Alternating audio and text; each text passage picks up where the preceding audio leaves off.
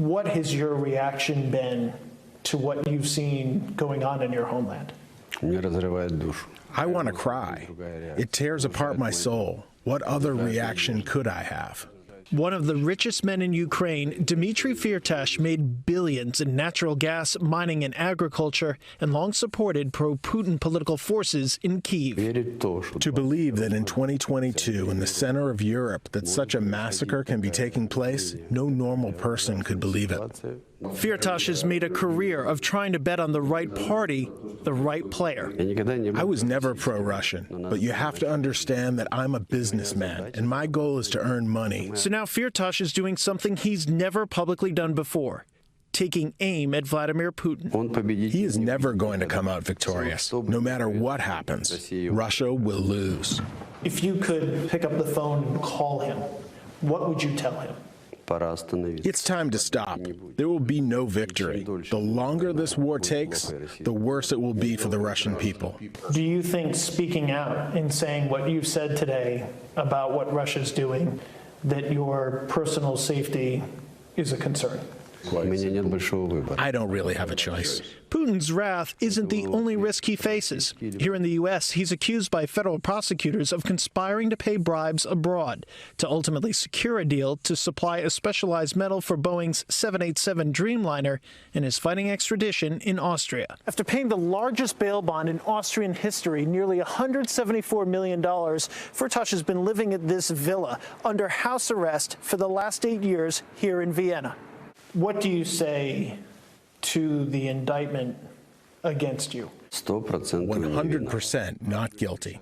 In that case, there's a specific filing that says you're an upper echelon associate of Russian organized crime. What's your response? As I discussed with you, Ed, we are in the middle of a criminal case. How improper that statement in open court was, and we've instructed Mr. Firtash not to dignify it by answering. That's Lanny Davis, former Clinton spokesperson during the Monica Lewinsky scandal, now representing Firtash. Firtash has other connections to U.S. politics. During the 2020 presidential campaign, Rudy Giuliani held up a memo prepared for Firtash's Austrian attorneys as part of an effort to fight his extradition. The memo from Ukraine's former chief prosecutor talking about Hunter Biden. Your name came up in connection with the impeachment of then President Trump, specifically an effort to dig up dirt on Hunter Biden. Did you ever try to do that? I never took part in the digging up of information, whether it be on Trump or Biden.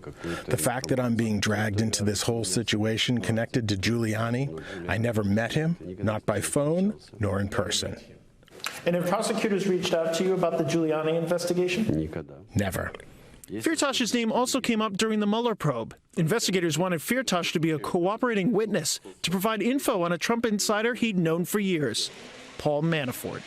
Court filings show the two pursued but didn't complete a deal to develop a hotel in New York City. All I can say is that I never did business with Manafort. They never received money from me. You know, you say that, and I have sitting here today a document on your own letterhead. And you just told me you've never done business with Paul Manafort, but this is an agreement to do business. The project wasn't of any interest to us, and we refused it.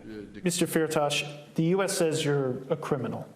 They allege you're an organized crime. Your homeland has you sanctioned. Why is it, do you think, so many people allege so many bad things about you? You know, when you want to know something about a person, you should look at who his enemies are, and then you can judge what this person is worth. Firtash says he'd rather go back to Ukraine right now and fight, if prosecutors would let him, and experience what he calls the new Ukraine.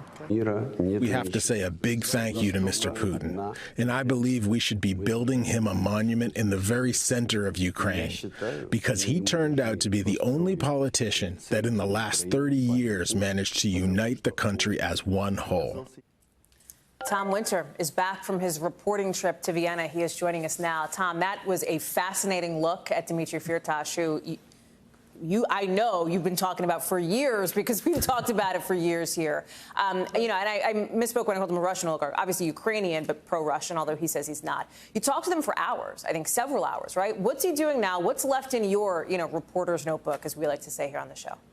Sure, Hallie. So a couple of interesting things. First off, we met initially in his conference room, and as you know, I've been reporting on him for the last 6 years, so it was a moment, because he's been very well aware that I've been reporting on him for the last 6 years. He's spending his time these days, Hallie, focused on a 24-hour kind of a cable news network. He's teamed up with his competitors in Ukraine, kind of like if we teamed up with CNN and Fox to put together what is essentially a public service 24-hour network with the Zelensky administration, focusing on several different things, but really just information that helps the Ukrainians get through this war, get through kind of the day-to-day battle that they're enduring with Russia. They also have a 24-hour Russian version of this that they say they're hoping gets into Russia via YouTube, so people there can see what's really going on.